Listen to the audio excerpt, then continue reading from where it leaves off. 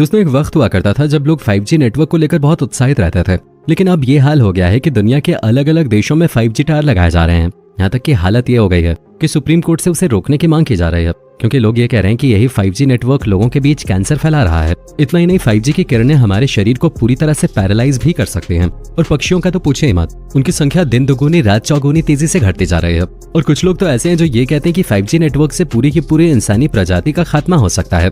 तो क्या ये बात सच है? चलिए जानते हैं।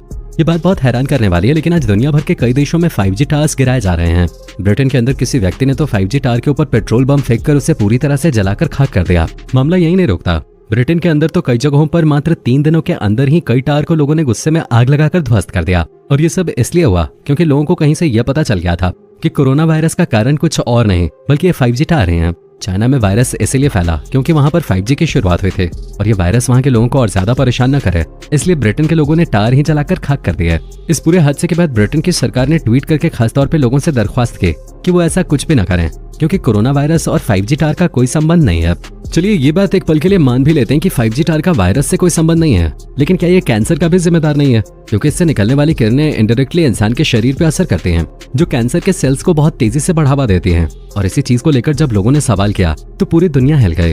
अब दोस्तों, आप लोगों ने रजनीकांत और अक्षय कुमार की फिल्म 2.0 तो देखी होगी। ये एक साइंस फिक्शन फिल्म थी जिसमें नई तकनीक को बहुत ही शानदार तरीके से दिखाया गया है और फिल्म के जरिए एक ऐसा मैसेज दिया गया है जो लोगों को सोचने पर मजबूर करता है, जहां ये बताया जाता है कि मोबाइल रेडिएशन की वजह से देश में पक्षियों की संख्या कम होती जा रही है, क्योंकि रेडिएशन की वजह से पक्षी मर रहे हैं। और एक रिपोर्ट के मुताबिक ये भी पता चला है कि जब पहली बार नेदरलैंड्स के अंदर 5G नेटवर्क की टेस्टिंग की गई थी तो 5G नेटवर्क की केवल टेस्टिंग से ही 297 पक्षियों की मौत हो गई थी, जिसमें 150 पक्षियों की मौत तुरंत ही हो गई थी।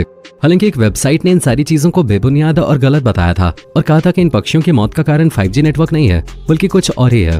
पर पहले रिपोर्ट के मुताबिक इन पक्षियों की मौत का सीधा सीधा जिम्मेदार 5G नेटवर्क को बताया गया था। अब आपने भी इस बारे में कई तरह के मिले जुले ख्याल लोगों से सुने होंगे, जहाँ कुछ लोग तो कहते हैं कि 5G टावर हमारी जान ले लेगा और ये एक महामारी पैदा करेगा, तो कुछ लोग कहते हैं कि इससे कुछ भी नहीं होगा। और तब लोगों के मन में सवाल आता है कि आखिर ये नेटवर्क हमारे लिए अच्छा है या फिर नहीं। तो दोस्तों, Abdullah University of science and technology के प्रोफेसर का ये कहना है कि जितनी तेजी से टावर्स की आबादी बढ़ेगी उतनी तेजी से बर्ड्स की आबादी घटेगी, क्योंकि जो बर्ड्स होती हैं वो बहुत ही ज्यादा सेंसिटिव होती हैं। ये बर्ड्स मैग्नेटिक वेव्स को नहीं झेल पाती। यही वजह है कि इन बर्ड्स के ऊपर 5G टावर का सबसे खतरनाक असर देखने को मिलेगा।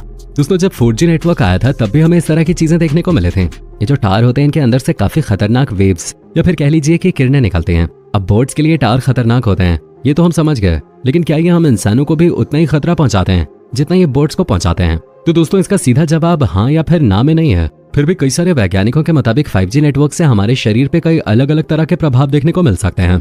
स्विट्जरलैंड के चिकित्सकों का कहना है कि ये 5G नेटवर्क हमारे लिए बिल्कुल भी सही नहीं है और वो पूरी तरह से इस नेटवर्क के विरोध में है। कुछ डॉक्टर कहते हैं कि 5G नेटवर्क को लाने का कदम बहुत ही जल्दबाजी में उठाया जा रहा है। इसके पीछे न कोई रिसर्च की गई है, नहीं अच्छी तरह से ये डिसीजन लिया गया है। स्विट्जरलैंड के डॉक्टरों का कहना है कि 5G टावर का बहुत ही बुरा असर होगा, क्योंकि इससे निकलने वाली रेडिएशन डायरेक्ट इंसान को हानि पहुंचाएगी। और ये सब कैसे होगा, चलिए इस बारे में भी बात कर लेते हैं। क्योंकि फिलहाल 2G, 3G और 4G के नेटवर्क 790 मेगाहर्ट्ज से 2.6 गीगाहर्ट्ज के लिमिट में ट्रांसमिशन करते हैं और 5G भविष्य में कम समय में ज्यादा डेटा ट्रांसमिट कर सके, इसलिए जल्द ही बड़ी फ्रीक्वेंसी पे ट्रांसमिशन का इरादा बनाया जा रहा है। और यही वजह है कि 6 गीगाहर्ट्ज से लेकर 100 गीगाहर्ट्ज तक 5G नेटवर्क ट्रांसमिशन की जाएगी। अब आप खुद ही सोचिए, कहां 4G 2.60 गीगाहर्ट्ज की फ्रीक्वेंसी से ट्रांसमिशन करता है, तो वहीं 5G 6 गीगाहर्ट्ज से लेकर 100 गीगाहर्ट्ज तक ट्रांसमिशन करेगा। यानी कि सीधे तौर पे फ्रीक्वेंसी डबल हो जाएगी, जो कि हमारे लिए कितना खतरनाक हो सकता है ये आप सोच भी नहीं सकते। डॉक्टर कार्लोस क्विंटो का कहना है कि 6 गीगाहर्ट्ज के ऊपर तरंगों की लंबाई बहुत कम हो जाती है, इसलिए उनका ट्रांसमिशन कमजोर हो जाता है और इमारतें और पेड़ इन तरंगों को रोकने का काम करते हैं। इसीलिए एंटीना का रेडिएशन बढ़ाना पड़ता है और ऊंची सी जगहों पर तरंगे छोटी हो जाते हैं और त्वचा द्वारा ये तरंगे सोख ले जाते हैं, जबकि लंबी तरंगों को शरीर के अंदर सोखा जाता है। डॉक्टर कार्लोस कहते हैं कि हमारी त्वचा इन रेडिएशंस को अलग ढंग से लेती है, जिसकी वजह से स्किन कैंसर तक हो सकता है। हालांकि वो ये भी कहते हैं कि इस बात को पुख्ता तौर पे कहना अभी मुश्किल है, क्योंकि उनके पास इन सारी चीजों को लेकर अभी कोई सबूत नहीं है। हालांकि कुछ ऐसे लोग हैं जो 5G टावर के फेवर में बोलते हैं और उन्हीं में से मोबाइल फोन एक्सपर्ट मार्टिन का कहना है कि ये जो 5G रेडिएशन है ये हमारे लिए कहीं से भी खतरनाक नहीं होगी और जितनी भी बातें चल रही हैं वो सब कुछ अफवाह हैं। लोगों को इन पर ध्यान नहीं देना चाहिए और 5G नेटवर्क का आनंद उठाना चाहिए। अब इन सारी चीजों को देखने से तो यही लगता है कि जितने लोग उतनी तरह की बातें, हर कोई अपने अपने फायदे की बातें बता रहा है। कई एक्सपर्ट्स तो ये भी कहते हैं कि 5G नेटवर्क की रेडिएशन इतनी ज्यादा घातक है कि वो लोगों के दिमाग में ट्यूमर तक पैदा कर सकती है। लेकिन जब इस तरह के दावे करने वाले एक्सपर्ट से सबूत मांगे जाते हैं तो उनके पास कुछ नहीं होता। हालांकि उनके पास इन सारी चीजों के संकेत जरूर होते हैं, जिसके जरिए वो अपने रिसर्च को काफी हद तक समझाने में सफल भी हो जाते हैं। लेकिन कहीं ना कहीं बात अटक जाती है और इसी वजह से 5G नेटवर्क की कहानी अभी भी लटकी हुई है, या फिर कह लीजिए कि बीच समुद्र में खड़े है, जिसे किनारा नहीं मिल पा रहा। असल में मोबाइल फोन एक्सपर्ट मार्टिन का कहना है कि 90 से 95% हमारे शरीर पर रेडिएशन का दबाव स्मार्टफोन से आता है। जो मोबाइल फोन हमारे आसपास इस्तेमाल हो रहा है उससे, यानी कि जो चीज खतरनाक है वो 5G टावर नहीं है, बल्कि हमारे हाथों द्वारा इस्तेमाल किया जाने वाला मोबाइल फोन है, जिसे दिन भर हम अपने सीने से लगाकर रखते हैं और कभी भी अपनी आंखों से ओझल नहीं होने देते। यही मोबाइल फोन हमारे लिए घातक बन सकता है।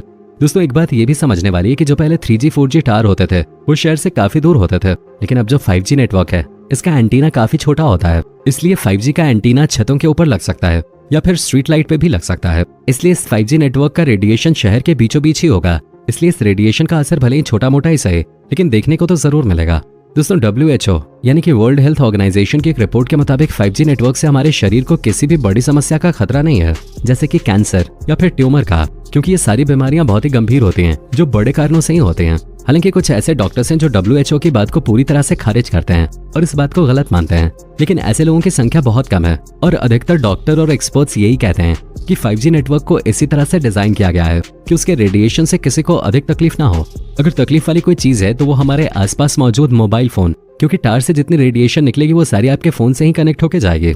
ऐसे में अगर आप अपने मोबाइल फोन को हर वक्त अपने पास रखेंगे और अपने शरीर से चिपका कर रखेंगे तो ये आपको पक्का आगे चलकर परेशानी में डाल सकता है, और वो परेशानी स्किन कैंसर के रूप में भी आपको झेलनी पड़ सकती है।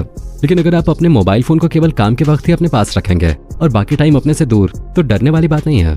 आपको कोई भी घातक बीमारी 5G के टावर के कारण तो नहीं होगी। और ये सब कुछ एक्सपर्ट साफ बताते हैं, जिनका ये भी कहना है कि 5G टावर से इंटरनेट की स्पीड बढ़ जाएगी और लोगों को फायदा होगा। अब उस फायदे के लिए अगर हमें कुछ सावधानियां बरतनी पड़े तो उसमें कोई खराबी नहीं है, क्योंकि घंटों का काम जब मिनटों में हो जाएगा तो इससे बड़ी बात भला क्या हो सकती है। दोस्तों, उम्मीद है इस वीडियो को देखने के बाद आपको काफी कुछ समझ में आ गया होगा। बाकी आप 5G नेटवर्क के विरोध में हैं या फिर उसको लेकर एक्साइटेड हैं, अपना जवाब कमेंट में बताना ना भूलें। और इसी तरह के वीडियोस को लगातार देखते रहने के लिए चैनल को सब्सक्राइब करना भी बिल्कुल ना भूलें। धन्यवाद।